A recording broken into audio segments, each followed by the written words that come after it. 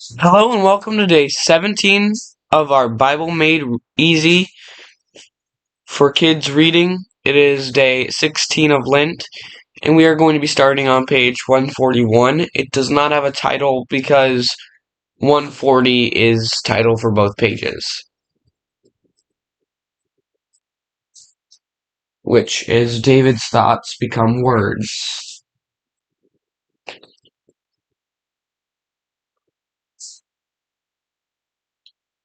Leave this here. He will make your righteousness shine like the dawn, the justice of your cause like the noonday sun. Psalm 37:6. Your righteousness is like mighty mountains. Psalm 36:6. As for man, his days are like grass. He flourishes like a flower of the field. The wind blows over it and it is gone, and its place remembers it no more. Psalm 103:15 through 16. The Lord is my rock, my fortress, and my deliverer. Psalms 18:2. Poetry of Psalms. Poetry in the Bible brings out beautiful truths, as well as some of the feelings of writers. They use words to paint pictures of what was in their hearts.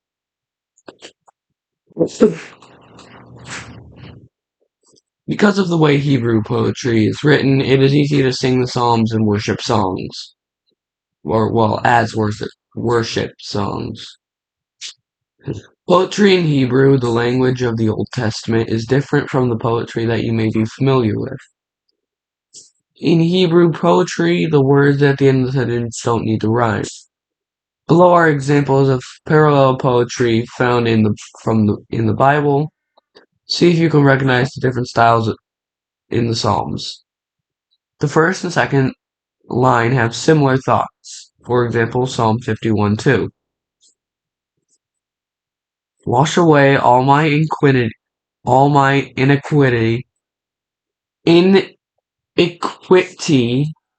iniquity, and cleanse me from my sins. Sorry. The second line shows the opposite side of the first. For example, Psalm 34:10. The lions may grow weak and hungry, but those who seek the Lord lack no good thing. And the first line starts with a simple thought. The next few lines add further thoughts that lead to a climax. For example, Psalms 1:3. He is like a tree planted by streams of water, which yields its fruit in season and whose leaf does not wither. Whatever he does prospers.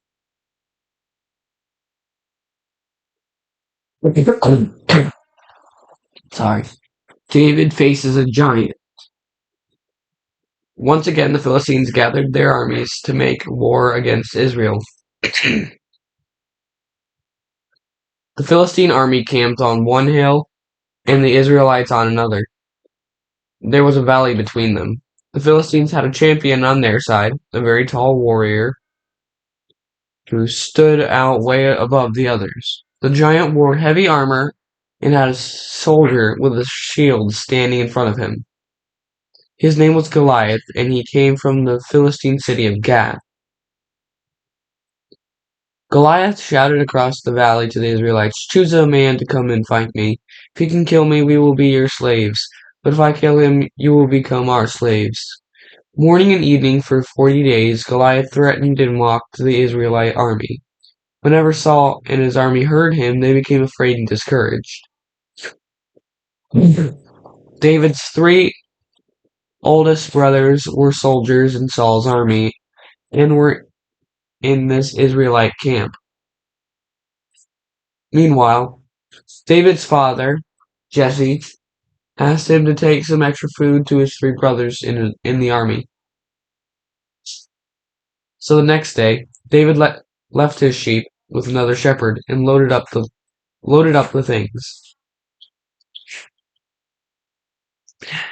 Just as David got to the battle lines where his brothers were, Goliath stepped out from in front from in Goliath stepped out from his lines and shouted his usual threats across the valley.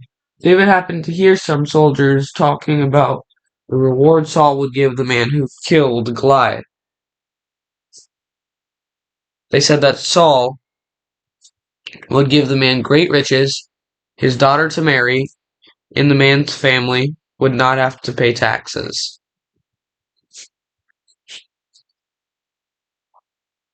No, we can't.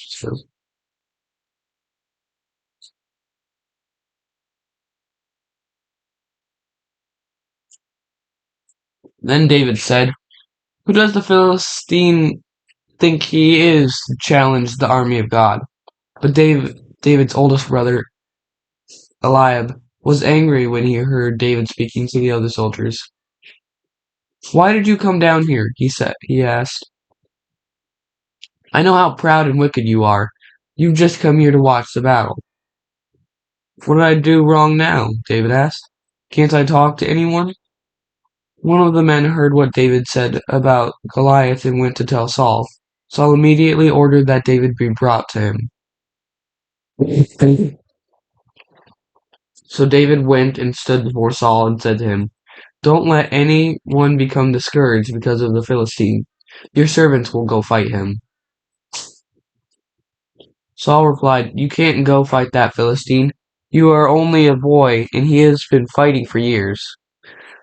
But David said to Saul, "Your servant has looked after his father's sheep. I have killed a lion and a bear to rescue one of my sheep. When the animal turned on me, I grabbed it by its hair and killed it. Surely this Philistine would be like one of them, because he has challenged the army of the living God.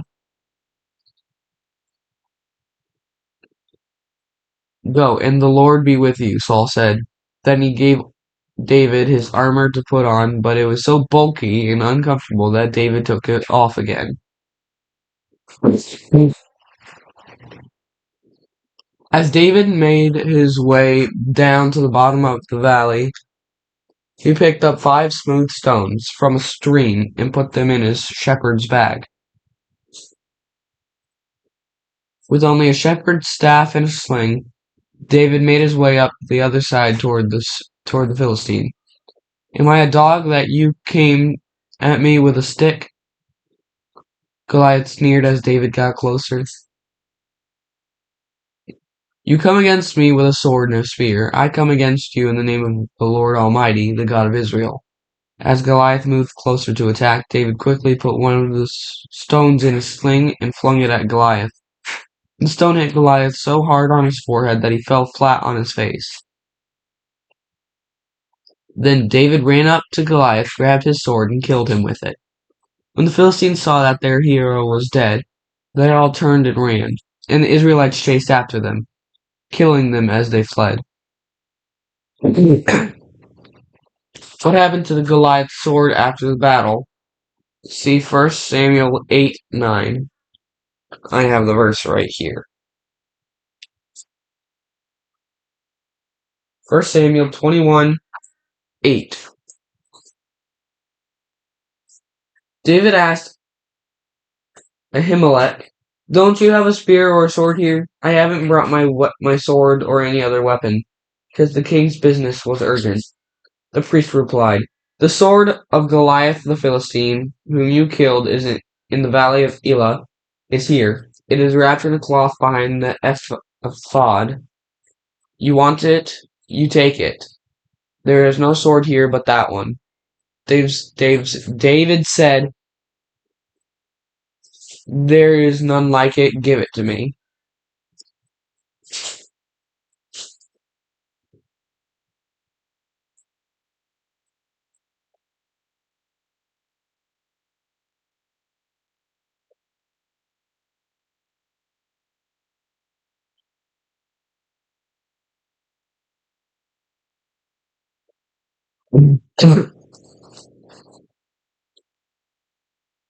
Saul is jealous of David. When the soldiers in Saul's army came back from their battle with the Philistines, women came from all sides to greet Saul and his men. They danced and sang joyful songs, making up the words as they went along.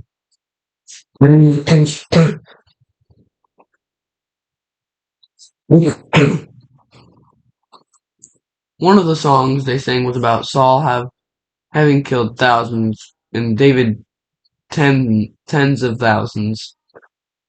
Saul was very angry when he heard the woman singing about David being the greater hero. Next thing, they will want him to be their king, he thought. So Saul became jealous of David and watched him closely. From then on, Saul kept David at the palace and did not allow him to go back home. The next day, a bad spirit took hold of Saul and put him in a very bad mood. While he threatened and stomped around the palace, David quietly played his harp as usual. As Saul watched David, his fist tightened around the spear in his hand.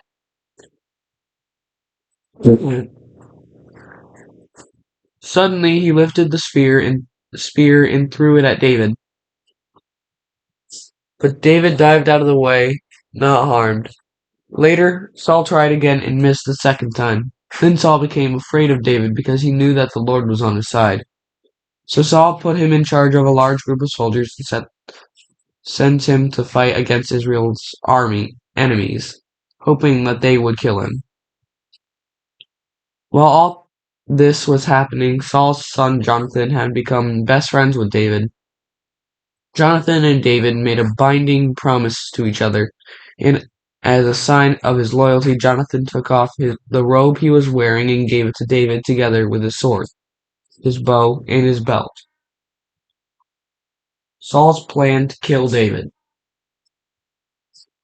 As a reward for killing Goliath the Philistine, Saul had given his daughter Michal to David as his wife. But it wasn't long before the Philistines started a war again, but David had victory after victory against the Philistines. Saul became even more jealous of David and planned to kill him. One day he sent his men to watch David's house because he planned to kill him the next morning. But Michal found out about her father's plans and warned David to run for his life. She let him escape through a window and put an idol in his bed, covering it with clothes and some goat's hair as the head.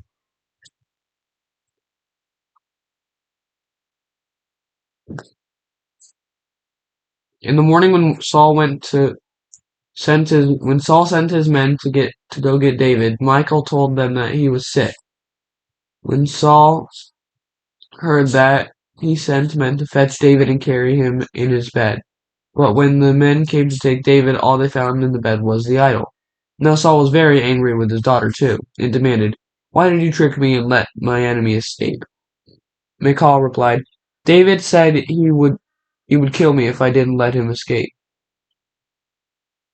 While all this was going on, David had fled to Ramah, where he found Samuel and told him all that Saul had done to try and kill him.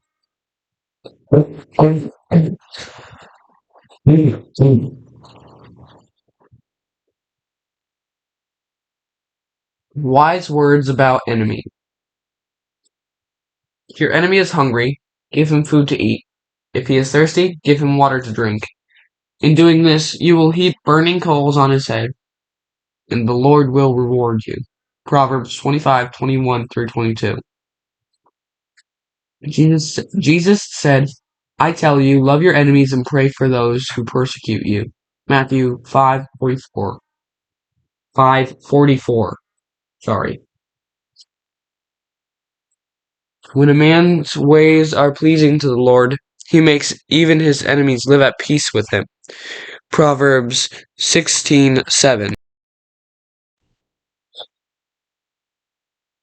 Jesus said, "No servant is greater than his master.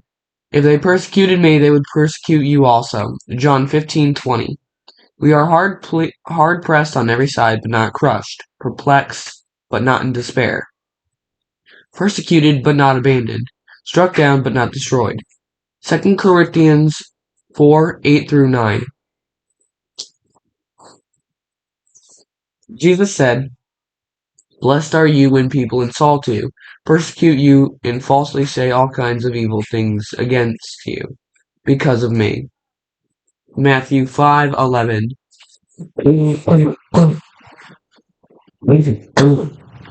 Sorry. If it is possible, as far as it depends on you, live at peace with everyone. Romans 12:18. Love your enemies, do good to them, and lend to them without expecting to get anything back. Then your reward will be great, and you will be sons of the Most High, because He is kind to the ungrateful and wicked.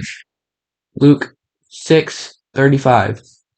The Lord is with me; He is my helper. I will look in triumph on my enemies. Psalms 118:7.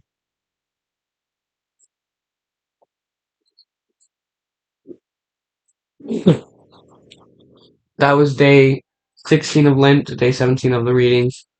Real quick before I let you all go, I just want to say please subscribe and thank you all for listening to my part of the reading. I'll now let my sister set up. I hope you guys enjoyed my brother's reading.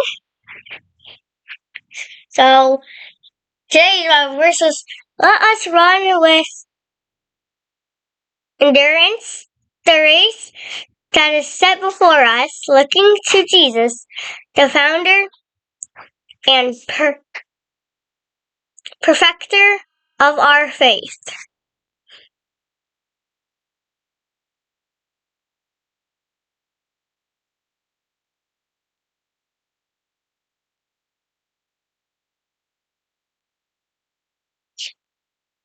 Hebrews 12, 1, 2. 1 through 2. 1 through 2. We hope you all enjoyed the reading. Have a blessed day.